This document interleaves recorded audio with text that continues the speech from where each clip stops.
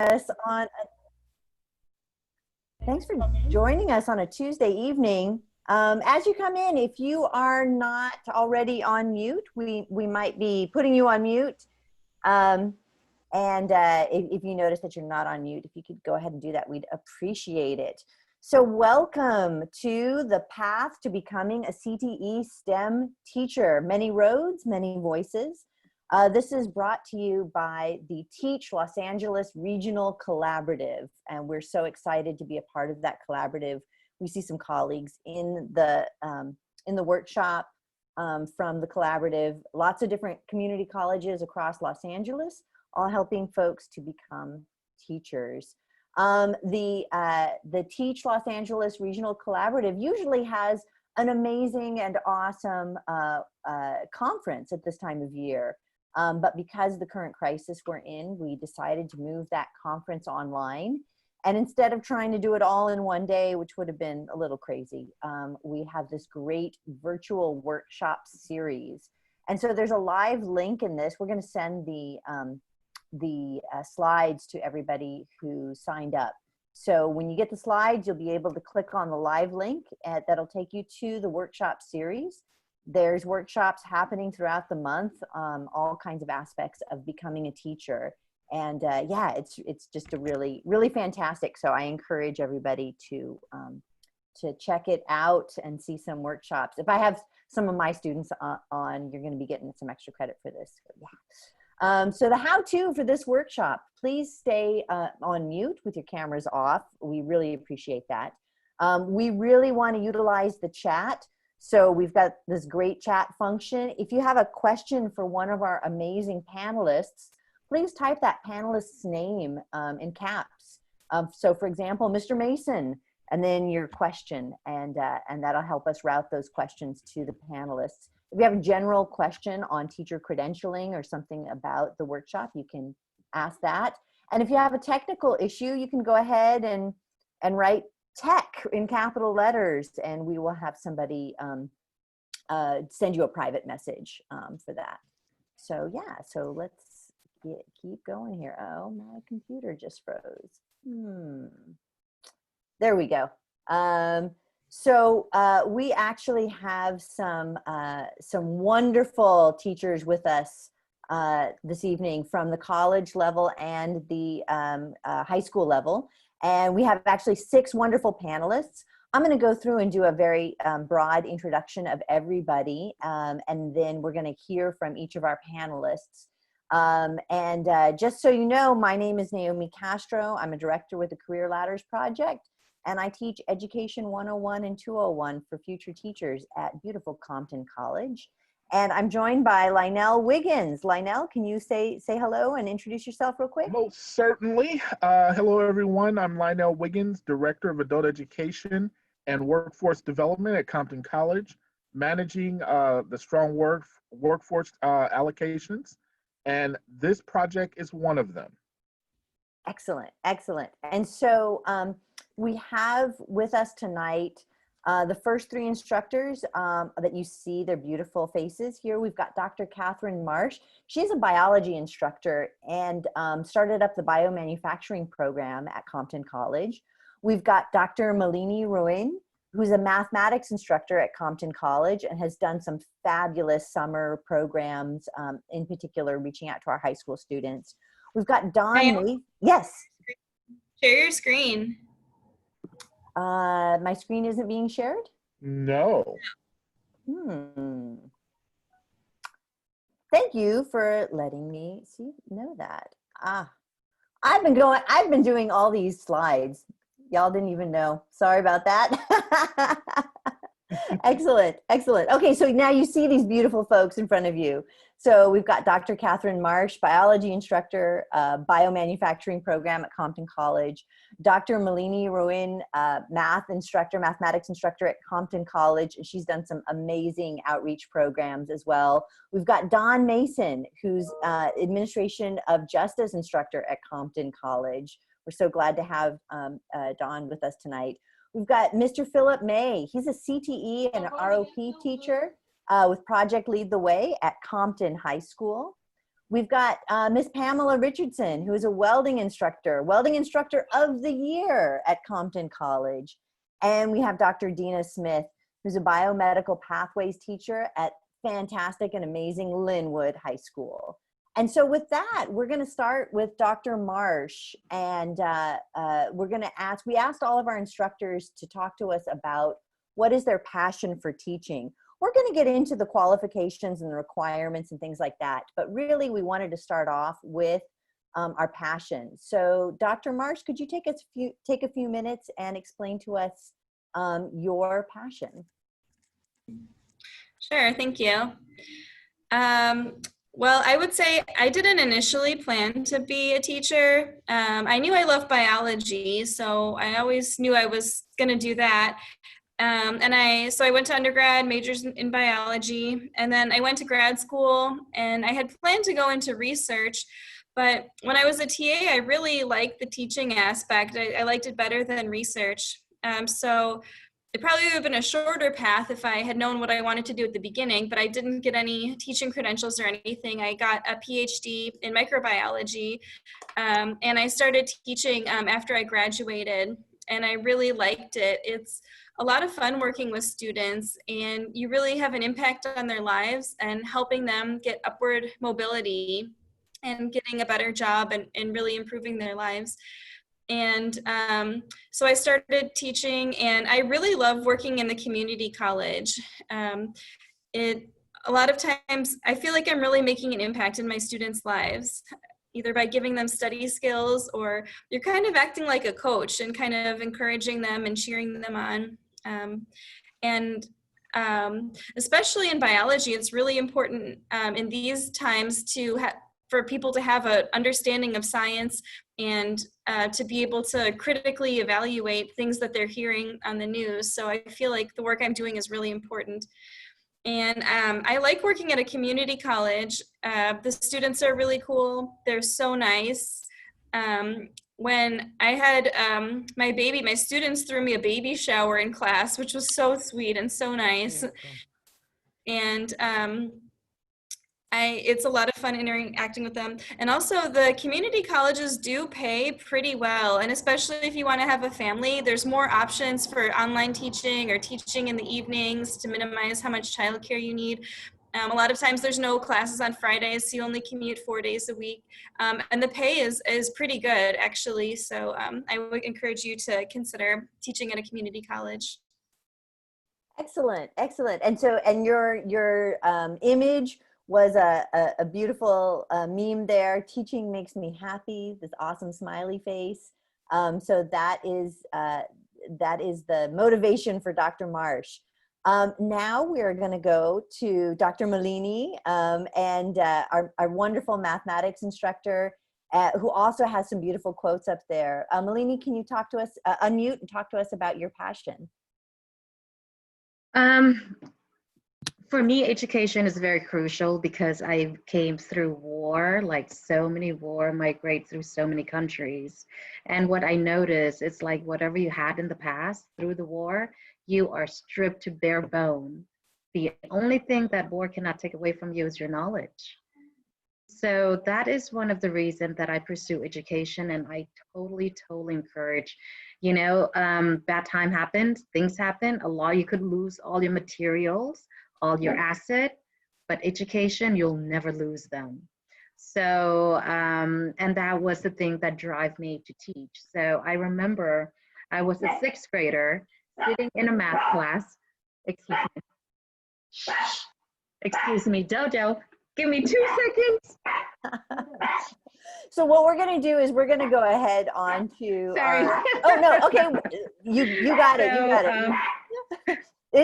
Don't even worry about your puppy. Sorry, that's my time. puppies. Yeah. So I was sitting in 6th grade. You know what? Let's go to the next one. Let me put mine in the cage real quick. Sounds good. Lisa, can you take them, please? Thank you. Can you take them out? Are you good, Malini? Or should we I'm go good. on to the Cece, next can one? you put them out, please? So I was 6th grade sitting there, and English was like, I came to America when I was 11 years old. So I was And a 6th you came grader. from where? From Cambodia. Yeah. So we left because of the war, the Civil War, 9 years of Civil War. And I was sitting there and I saw how the teacher taught, and I was like, my God, I want to be like her, but I want to teach in college. I was 11 years old when I wanted to become a math instructor. And the quote that Bill Gates, the one that you saw there, if you are born poor, it's not your fault, but if you die poor, it's your fault. Now, I'm not talking about materials there. I'm talking, for each one of us, rich has different meaning. For me, happy, healthy family, that's rich for me. So that quote, I take it into the matter of rich, everybody have their own meaning for. So that's my passion of changing lives, become a teacher and help them pursue whatever they want to do. Thank you so much. This is fantastic. And Don, are you on the line with us? I am on the line with you folks. are. Good evening, everyone. Thank you. I'm so glad that everyone is here. And I loved actually this theme, if you would, passion for teaching, because my pathway, if you heard from the previous, was a bit different, and as it is in CT, that is career technical, although I'm in an academic discipline as well. Aristotle said it best for me, and that's kind of one of my anchor verses or anchor quotes: where your talents and the world's needs cross, there lies your vocation. Well, my talent and the world's needs. Unfortunately or fortunately, the criminal justice system is recession proof. Therefore, the vocation will always be there, the need for people to serve. But my passion really, and if you look at the graphic, was this, and that's kind of whatever it may be, whether it's biochemistry, whether it's manufacturing, whether it's law enforcement, whether it's welding, just look at that graphic really. And you see my red arrow says passion. You got to have a passion for whatever it is. And my passion was simply this, for helping people. So how did that fold in? It simply folded into this. I loved helping people. That was my mission, to help people. The world needed people to help people. It was my vocation. If there was a profession for it, they paid me for it. And the only thing I'll part company with was that, okay, great, that may be overblown, but I love it. And I was good at it, and very good at it. And that transition, when law enforcement was over, into what else could I do that fit that same cycle, if you would, and that was education, higher education. So I took the requisite training, and that transferred into a career in higher education, putting the best of both worlds together because if you looked at my undergraduate and graduate track, there's nothing that says law enforcement in it. My undergraduate background is in training and education. My graduate background is in information technology with an emphasis in distance education. And my graduate, that is doctoral background, is in leadership and higher education. So whatever that passion is, folks, I tell you, let education be the pathway for it. That's what driven me here. And the final thought on that is this: I've been so blessed. I've had two careers where I've never worked a day in my life. And it truly is. If you find your passion, you will never work a day in your life. Oh, is it difficult? Is it challenging? Yes. But I've never considered it work in my two professions. And for that, whatever you do tonight, whatever decision you make, if you carry that as an anchor, then you will never work a day in your life. But what you will do is you'll have a passion for it, and it won't seem like work at all. Thank you, folks, again for being here tonight. Oh, Mr. Mason, I'm ready to sign up all over again after listening to you. Thank you for that. Sure. And Mr. Philip May. Unmute, I guess I am here. Yay, we're so glad you're here. Please talk to us about your passion and your philisms. You can call it philisms or philosophies. Mm. Phil hyphen dash, and it's about training students to what they want. And I guess it's up on the board. We give our students the best education we want them to have, regardless if it doesn't fit their career objectives. Because a lot of times, and we just send kids through school and give them all the A through G's and F and the X, Y, Z's, but we don't actually ask them what they want to do in life. So we should actually be training students and teaching students and building, giving them like the IEPs, individual learning plans, and giving them the classes to help them achieve their objective, not to achieve our objective for them. And we've got to look at it. In the past, they used to have 2 tracks, and it was a academic track and a trade track. And the trade track was always the track that was centered around career business. But they would have regular math, or they would have, let's say, construction math or engineering math. But it was still math, so you still had to cross over. You still had to cross over in your writing and your English. But this is where we got a lot of our rocket scientists from, that put rockets and satellites in orbit.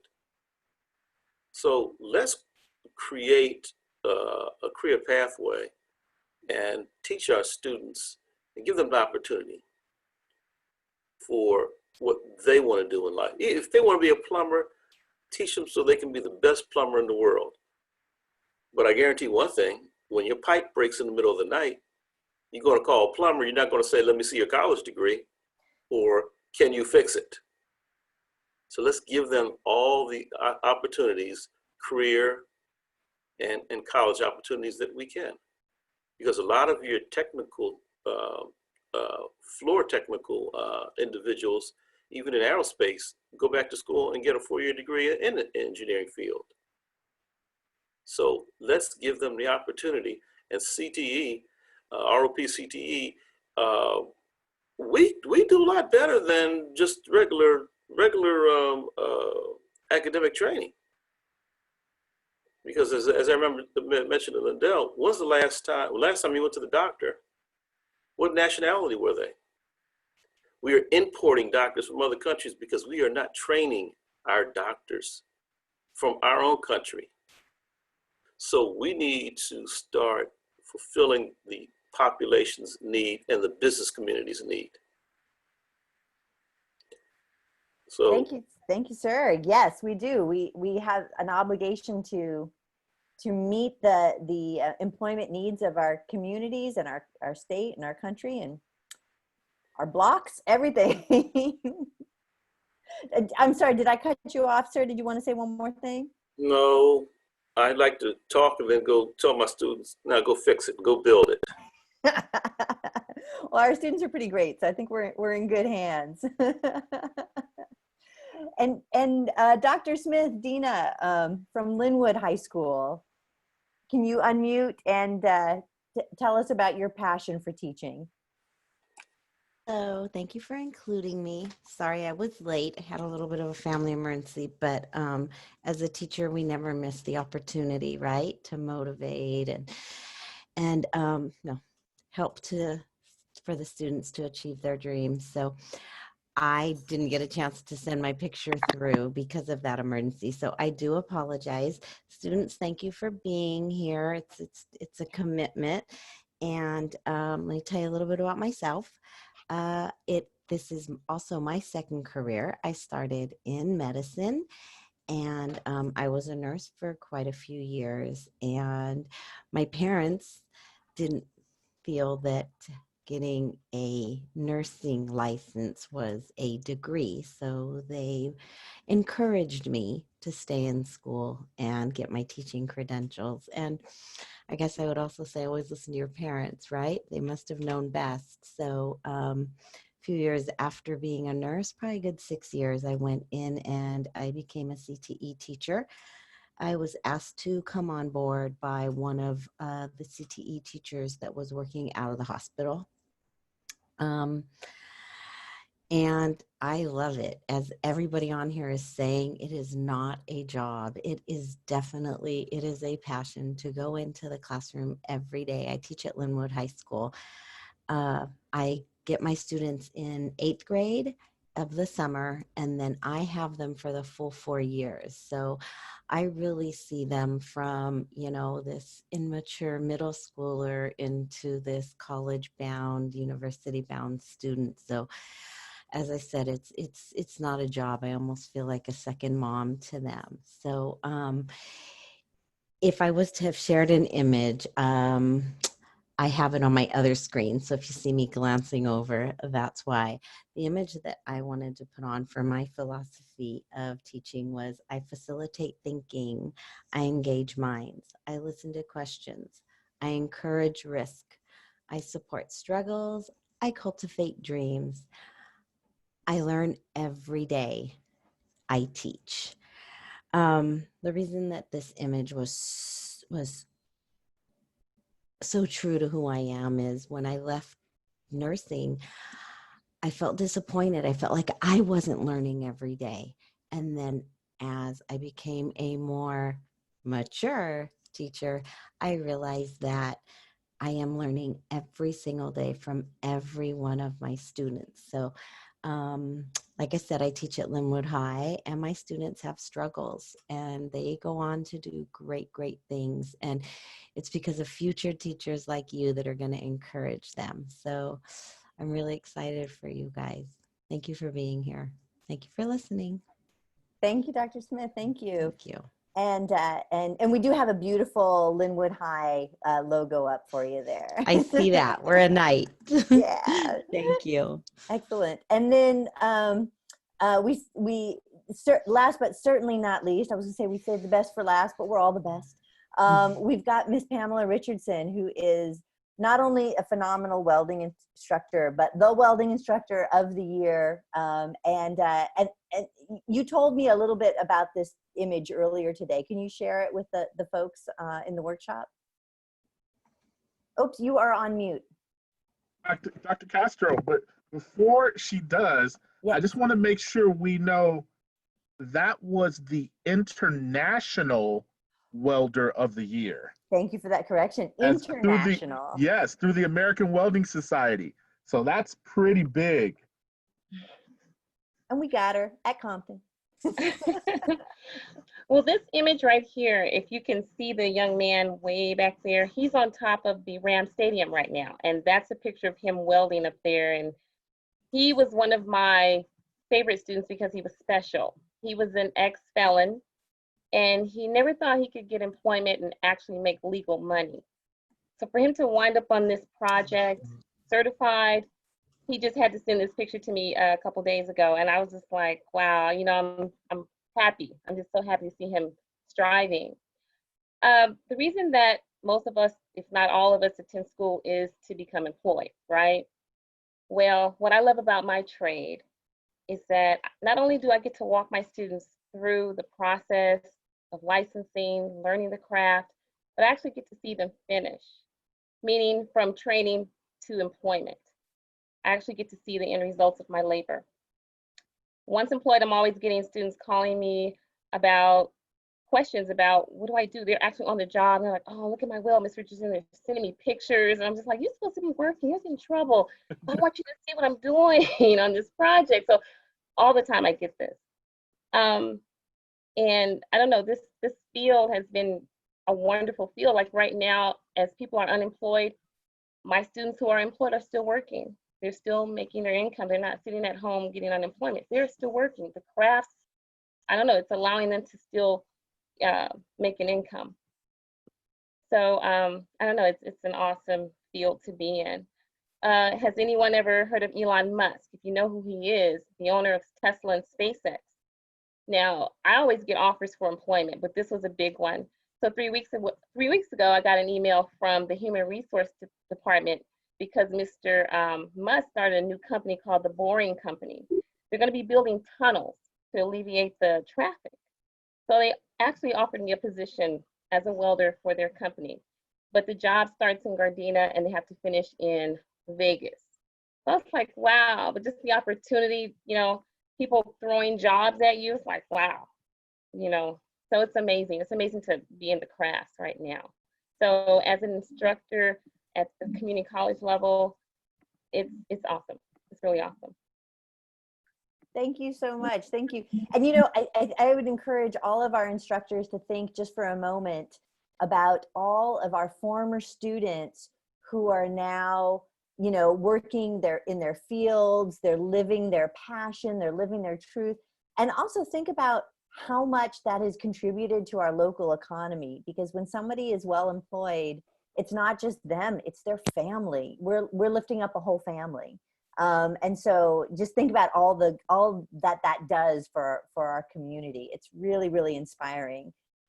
We are going to come back to our panelists in a few minutes. I do want to encourage folks to drop any questions they might have, either for a specific panelist or about teaching in general or about qualifications or credentialing. Drop those questions into the chat. And now we're going to cover just a little bit of an overview of what some of the qualifications are. So I think, Lionel, you've got the next two slides. All right. So as it pertains to the fields under the STEM banner, science, technology, engineering, and math, as well as becoming a CTE instructor, there are specific requirements. They're actually listed under the minimum qualifications of the California Community Colleges Board of Governors, and there's a link at the State Academic Senate. In essence, many of the disciplines at the community college level require a master's degree in the discipline that you would like to teach in.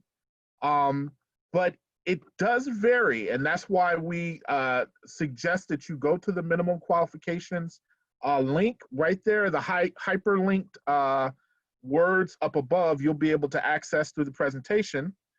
And then other disciplines require a specific bachelor's degree or associate's degree plus professional experience. As we know, the fields of STEM and CTE are benefited by those who have industry experience.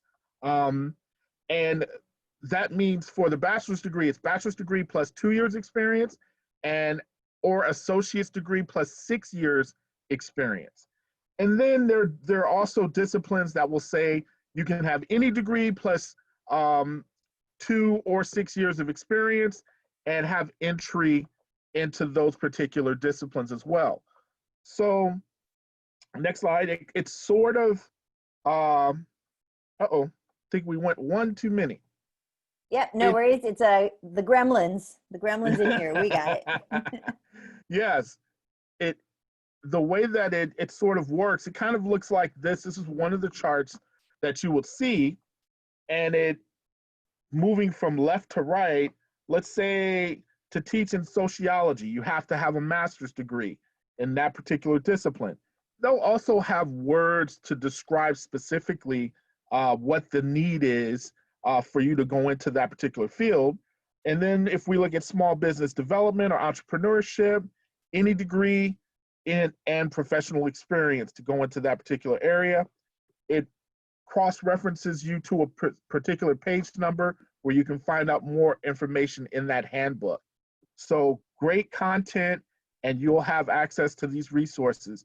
We're trying to really build a pipeline of students to come from the community colleges, go get your bachelor's degree or whatever is necessary within a CTE field, as well as the STEM fields. That's what this portion of the teacher prep pipeline is about as it relates to CTE and STEM. Excellent, thank you, thank you. Let's see, we're gonna unpin your video here and go on to the next one. So for high school teaching, we have some requirements, and there's actually a state body that, sorry, there's some folks in the chat asking about the, yeah, thank you. We're double duty, Lionel and I. So for high school teachers requirements, actually, this is for the CTE. For STEM, it's generally the same kind of requirement, and STEM is very broad, right? So if we're talking about science or mathematics in particular, we're talking about a single subject teaching credential. And then this hyperlink will take you to the Commission on Teacher Credentialing, where you can find all kinds of details about that. But the basic requirements are a bachelor's degree. You generally want that in the field that you're going to be teaching. There's a basic skills requirement that can be satisfied in a number of ways, but there's a basic skills test you can take. That's often a requirement for entering a credentialing program. There is a verification of subject matter competency, and that can be done in a number of ways. It can be done with your degree, it can be done with a specific test. There is a US Constitution competency. So again, that can be done with a test, that can be done with subject matter in your program. And the main thing, and the folks who are gonna walk you through all of these requirements, is to complete a teacher preparation program, and then on completion of that, to have a recommendation from that teacher prep program. And that's where you hear about things like student teaching, or all the coursework that's going to prepare you for the methods for teaching that subject matter. And then, of course, there is a background check. And so that is basically what you need to start teaching at the high school level for STEM. For CTE, so this would be both in an ROP program, it could be at a high school program. There's this really interesting credential called a Designated Subjects Credential. And this credential is a way to get industry professionals teaching at the secondary level. So the requirements are a little bit different. So there's 3 years of specific professional experience. And those have to be, there's a recency part of that as well. So it has to be in the recent past. So if it's, solar technology or diesel mechanics, right? So that has to be, those fields change quite a lot. So it has to be recent. High school diploma. You do not have to have a bachelor's degree. There is a verification of a commission approved sponsor. So that includes some preparation work. And if you go to the hyperlinks, there's different programs across the state. County offices of education are often the folks that will help you with the designated subjects credential. There's about 30 hours of prep work that you need as an early orientation. Those are kind of all the things you would need just to get you up and running to teach in a high school. And then there's an application and a background check. And so this is an unusual way. It's an underutilized way for teaching designated subjects credential, but it's great, and it's unusual, and there's folks that can help you out. So here we go. Do we have some questions from the chat, Lionel? You are on mute, my friend and colleague. Thank you so very much. I'm talking to the chat box. Maria is interested in teaching. She has a master's in education technology, and she's interested in teaching. She can, there are educational technology courses. We have them at Compton, and they tend to support our special resource center. That's the way they're structured at our college. Every college is different in terms of the structure. So you would have to go through the particular institution, the district office, or actually we didn't mention the registry, the California Community College Job Registry, that you can see jobs throughout all 115 community colleges.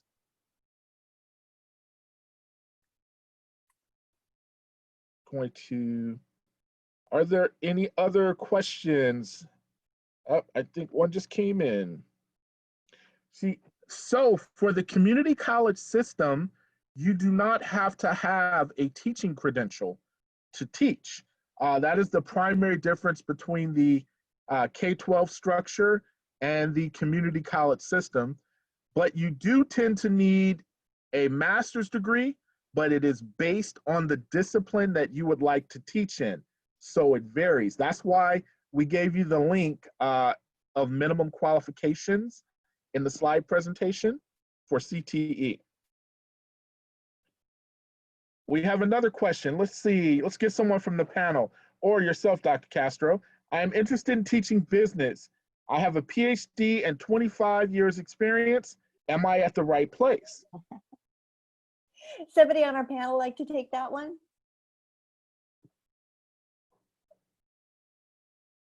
If not, that's okay. I will say you most definitely are at the right place. The beauty of community colleges is that you get to exercise your love of teaching. And they're not graduate assistants. These are professionals who have cultivated their craft and they love what they do. Not that you can't engage in research or publishing, but the pure focus of the instructor at the community college level is instruction. And Can I Deena, take a it crack at looked that like, one as well, please? oh, please Sure. go ahead. Sure. And here's what I'll add to what Mr. Wiggins said as well, because you still have the component of publishing and writing, because I'll do that as well with a couple other colleagues. But here's kind of when we talk about passion, teaching philosophy, what you can bring is your depth and breadth of experience in business to life in the classroom. That's the beauty of working at the community college level and having some work experience in that discipline. Sure, you can speak to what's in the textbook business law, but there's nothing like you being able to say now out in the industry, this is what the trends are, this is what's going on. So I'd say that what you have is bring that, and if you have a passion, as we all started, for teaching, then you can take textbook and your real life experience and kind of marry those two together, because there's not, I think most of us would agree, teachers are the best storytellers. They can take something and bring it to life. And when you see that aha moment in those students, and many times it may be as a result of something that you can share your own personal anecdote. Short answer is yes, bring that. As long as you have that passion for teaching, bring that. And really, I think it would be a benefit. It really would be. Absolutely.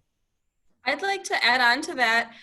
One caveat is that it's hard to get a full-time tenure track position right out of the gate. Typically, you would do part-time work first, like teach like a class here or there and kind of build up your experience. The community college full-time positions are desirable. There's a good pension, a good salary, and good benefits. So I would say you might not be able to get a full-time position right out of the gate. So I would encourage you to maybe look at some adjunct part-time positions. Any of the other panelists want to contribute to that? I just want to add in really quickly. I know we're talking about becoming like a college professor, but you may also want to look into becoming a high school teacher. Thank you, Deena. It's my passion. Thanks. But tell you why. If you're interested in teaching college, I started with teaching high school and then I started teaching college. So it just helps to prepare you for the students. You can teach business classes. A lot of our high schools have pathways, and we have a lot of business classes in them, such as entrepreneurship and things like that, built right into the programs. So you are more likely to get a full-time job while you're still seeking out that college position. So if you need anything, you can also reach out and I can help to direct you a little bit more. Also, I think it would be a great idea if you had some CTE teachers in the high school, maybe teach one class at a college, because you're not going to get the full-time position, but eventually you may transition into one. But at least you get your feet in the door. You get and you know where the restrooms are. So Hey, Phil, can you tell them a little bit about the dual enrollment program at Compton Unified and Compton College? Well, there are, we're trying to create pathways to where, such as a business course could be taught at the high school and you can get college credit for it, but you would have to work with the college to have a pathway and a vertical articulation agreement. And I think there's one sociology or psychology class that I know they were teaching at Dominguez High School.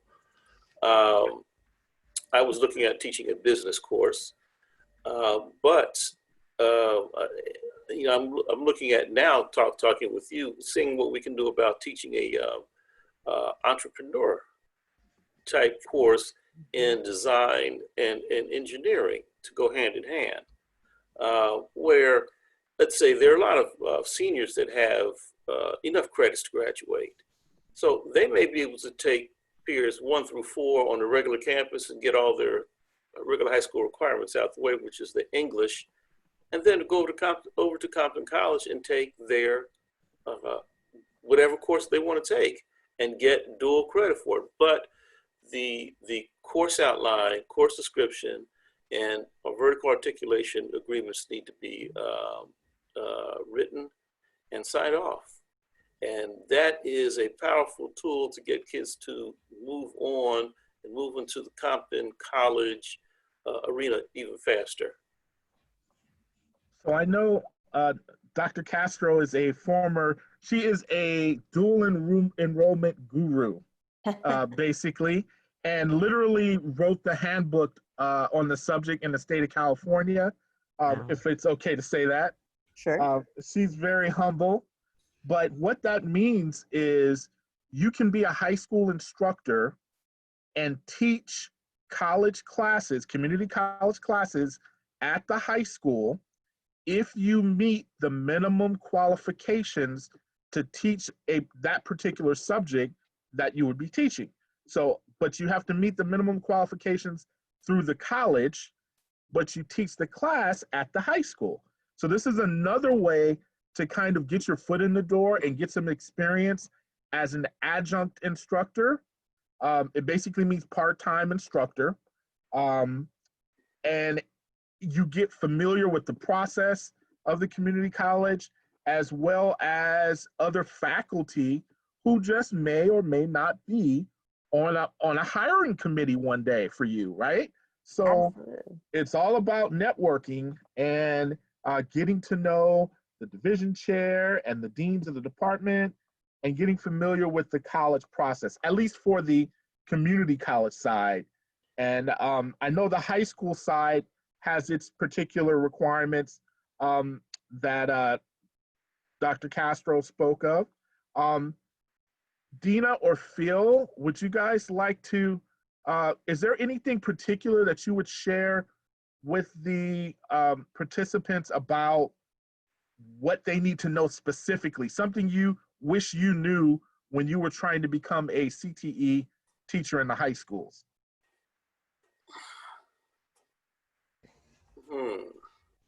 I can jump in really quick. I saw that I was looking at the chat and I saw that it was, suggested by Dr. Marsh to just like walk in there because not a lot of the positions aren't advertised. Same with the high school. You just put together your little portfolio and you go from district to district to district. And so, for some reason, just them seeing you face to face, you have a better chance of getting that interview and getting the recommendation from HR to the principal. So that would be one, or visiting us and seeing the campus and us introducing you around. That doesn't hurt either. Well, if you wanted to get into the high schools, a great way to do it is to start off maybe subbing classes so you can get lay of the land, see what the requirements are, see what the school needs, and then you'll get a better understanding of what the direction that the school wants to go and the principal's direction. That's always good. So it's almost a shoo-in when the principal decides, yes, this is who I want. I took a different path. I was on the other side of education in the classroom and teaching the core courses. And one day I decided I wanted to try to help students get a job when they leave high school, because there were so many. The high school rate, graduation rate was really not where we wanted it to be. So I decided I was going to go on the other side, which is ROPCTE, to help give them some marketable skills.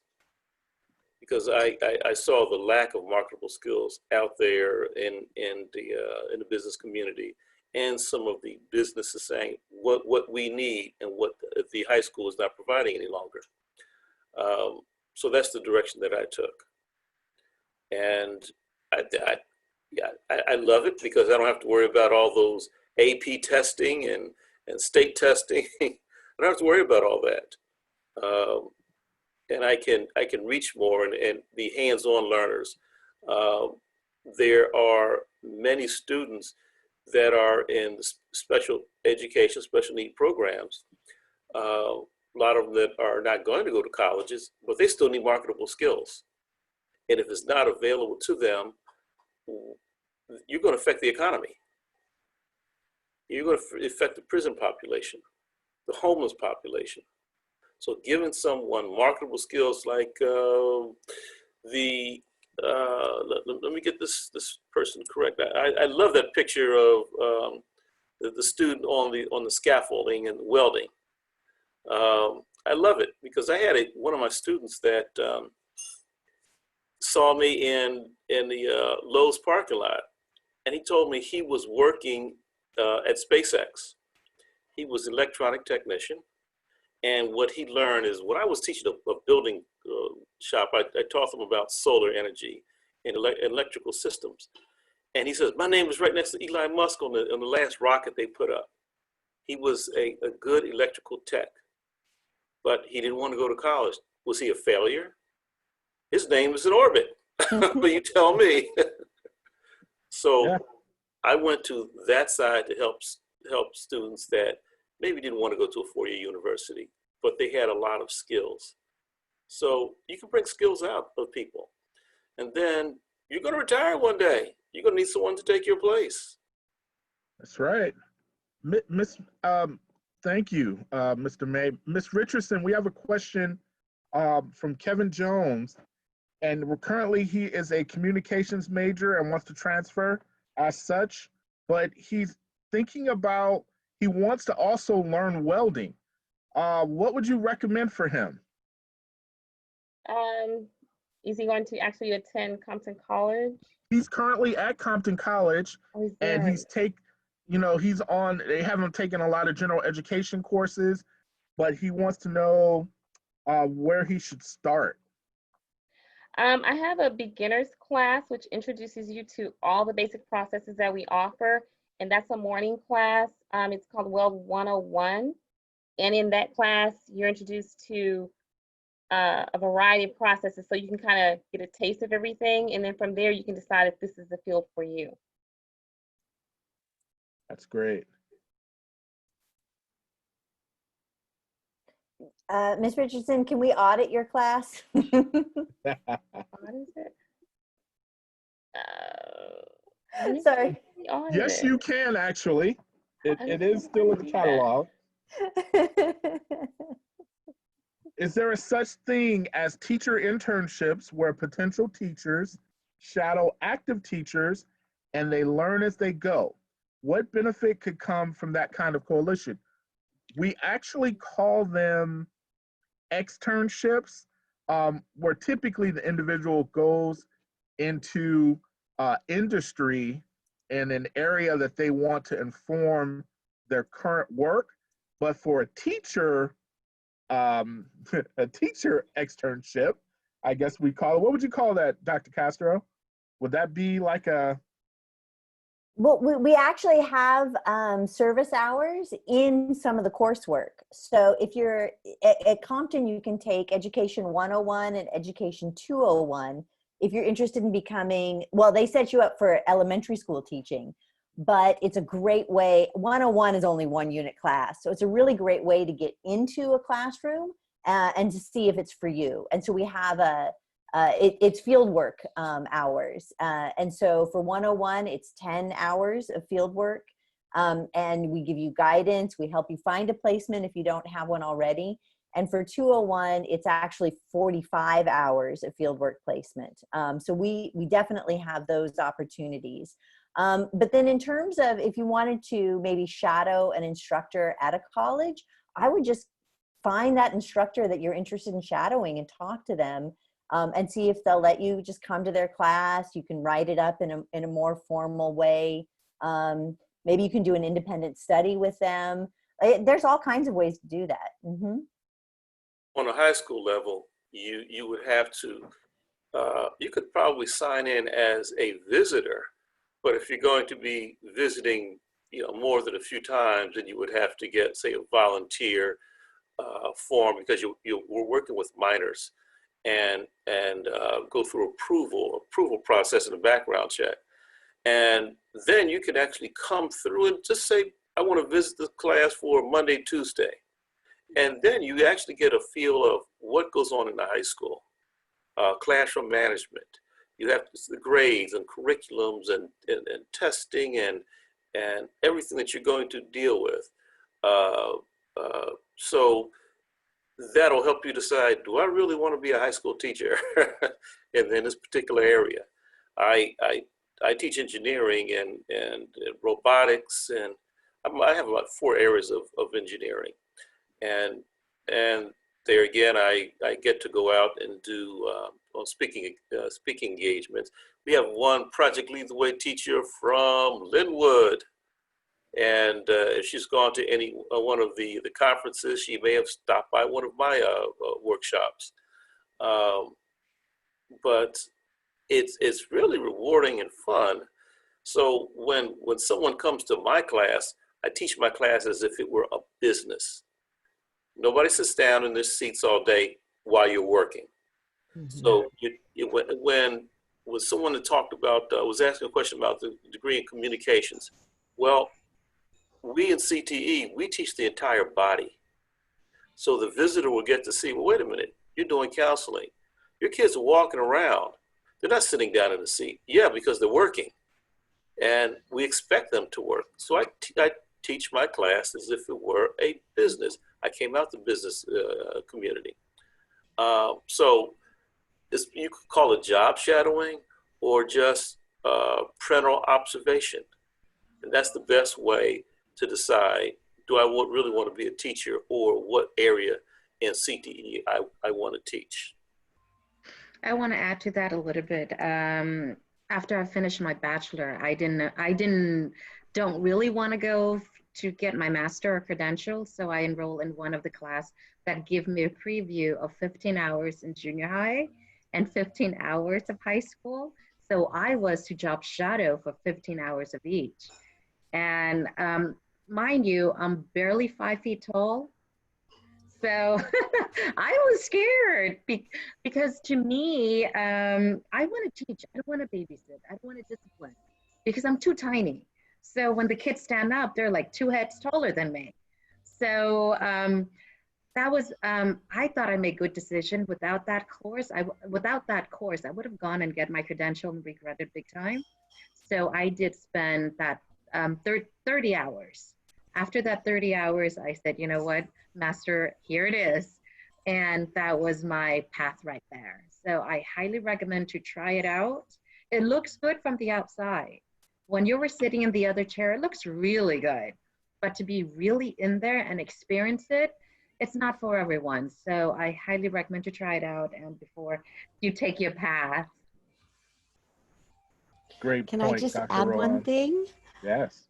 Okay, there's also Teach for America, and that one actually pays you. So if you have a bachelor's degree already, and I know that one of our students that are on here had said that she already had a degree, you can just go to teachforamerica.org. The minimum requirement I know is day one that you have to have your bachelor's or higher. The bachelor's degree has to be a minimum of a 2.5-ish. And they also take DACA students. So that's also another opportunity if we have any DACA students out there, and legal residents. So that's just a different option. And that you can look at kinder through 12. Thank you. Fantastic. And we did have some questions too about child development or teaching preschool. So Compton, as well as I think most of the community colleges across Los Angeles, have great child development departments, and they have special permits that you need to obtain to teach the different levels in preschool. But they can walk you through that. The folks, the instructors in those departments can walk you through all of that. But you can start teaching fairly quickly with some of those courses. And they really help you too, if you want to work with the little ones. The child development program really has, as the name suggests, a developmental approach. And so that can also help you think about if you wanted to teach older students as well. Because it goes through that kind of developmental psychology with young people. It's a good place to start. I didn't want to teach the little ones; they're too fragile for me.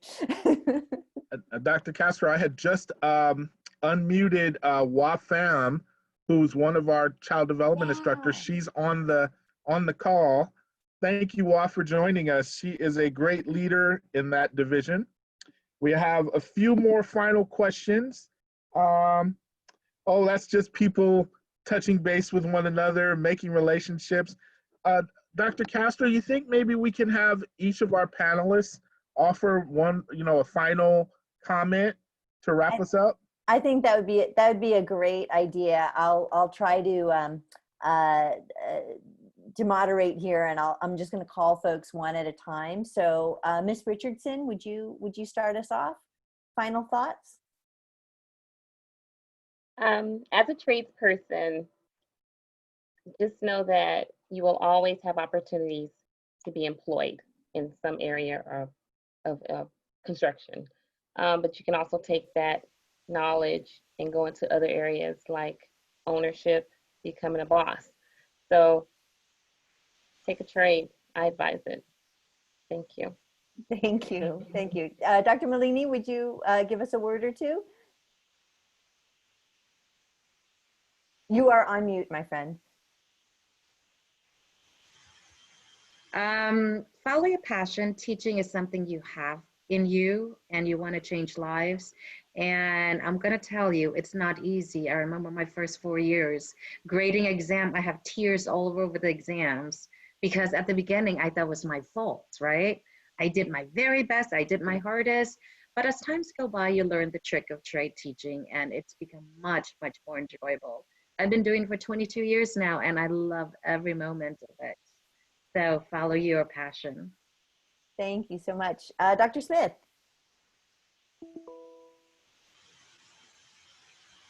I was going to say the same thing, Doctor. So I would say follow your passion. If you follow that passion and you're not sure what it is right now, take a chance, dive in, try it. If it doesn't work out, you've got a few things. Whatever you learn in your teaching programs or as a teacher, you take it into your everyday lives. You become a better partner, you become a better neighbor, a better friend, a better parent. And if you absolutely enjoy it, you'll be 30 years down the road looking at retirement. It'll feel like just yesterday. So I encourage you all to just follow your passion. Thank you. Thank you. And Mr. May, you are never going to retire, I hope. Can you leave us with a word or two? No one likes me to retire, but Richardson took my thunder. So because she and I are on the same wavelength. I came out of industry, and my undergraduate degree is in psychology, my master's degree is in business, and I have credentials in engineering, computers, business, carpentry. This teaching is satisfactory. Two things. I had one student that when I was teaching a building class, I taught them in a lot of engineering, and we actually took motors apart. Guy went to Wyotech and completed that maybe about 3 years ago. He now has his own auto mechanic shop. And I ran across him, and I I was just happy. I was rubbing my chest. One of my students, I taught him not just about the trade, but business. So he will be successful because he's got a lot of paperwork to do. So I was happy on the trade portion. And I have one of my students now that, because I teach engineering and robotics and so forth, she's going to Cal Poly. She's got for 4-year scholarship. She's getting $40,000 from Aerospace Corporation, plus internships. So my area in the career and academic, you can fuse them together and you'll be equally satisfied no matter what direction your kids go. Thank you, sir. Thank you. And Dr. Marsh, can you see us out with some final words? Sure. I also want to point out, at a community college, I do more than just teaching. There's committees that I'm on to help the college run more efficiently and encouraging people to do free textbooks. And I'm starting a new biotech program. So it's not just teaching. There's more that you can do even beyond that. So I encourage you to consider community colleges. And she writes grants and inspires her students to work for her as assistants. And she's a mentor. She does a lot. She is one of my special faculty friends that helps me so much in my administration of some of these programs. So we really appreciate all of you. At least I would like to say thank you for joining us. And I know Dr. Castro would like to close us out. Oh, sure. So as our panelists said, follow your passion. If this is your passion, do it. You've got a whole community of folks who will help you out. You can reach out to any of us. And we also put the link to the workshop schedule for the month. So you don't have to just take our word for it. There's a whole network of folks, a whole consortium of people across Los Angeles who want to help you become a teacher. So reach out, don't be shy, and follow that passion, and then report back to us, because we want to crow about your accomplishments too. And with that, I think we call it an evening. Thank you very much. Thank you so much to our panelists. Virtual round of applause. Thank you, everybody. Thank you, everyone. Thank you for being here. Thank you,